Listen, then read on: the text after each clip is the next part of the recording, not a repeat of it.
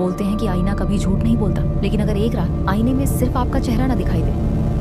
एक तूफानी रात थी।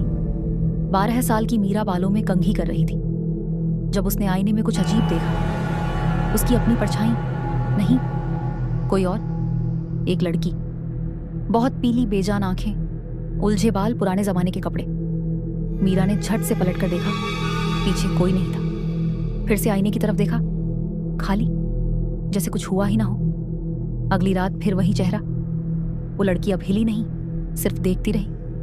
इस बार उसने धीरे से हाथ उठाया और इशारा किया, मीरा की तरफ नहीं, बल्कि घर के कोने में बंद उस अंधे अटारी दरवाजे की तरफ।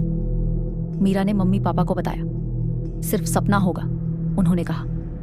लेकिन मीरा जानती थी ये सपना नहीं, कुछ ज्यादा था। तीसरी रात आईने में वो लड़की फिर आई। इस बार उसके होंठ हिले, आवाज नहीं, पर मीरा ने पढ़ लिया, मदद। दर्द और डर के बीच मीरा ने हिम्मत जुटाई। अगले दिन दोपहर में चुपचाप अटारी का दरवाजा खोला।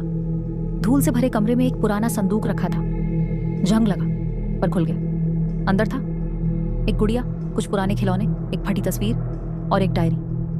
नाम लिखा था अनया। आखिरी पन्ना कहता था, मुझे लगता है अब कोई मुझे याद नहीं करता, बस कोई एक याद कर ले। डायरी से पता चला अनया कभी इसी घर में रहती थी, अकेली, और एक आग में उसकी जान चली गई, जिसके बारे में अब कोई बात भी नहीं करता। उसी रात मीरा फिर आईने के सामने खड़ी हुई। अनया फिर आई। इस बार उसकी आंखों में सवाल था।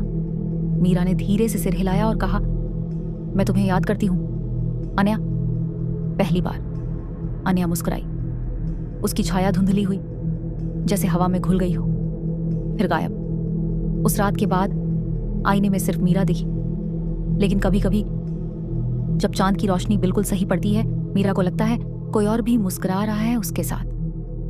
वो जो अब मदद नहीं, सिर्फ शुक्रिया कहती है, और चैन से है।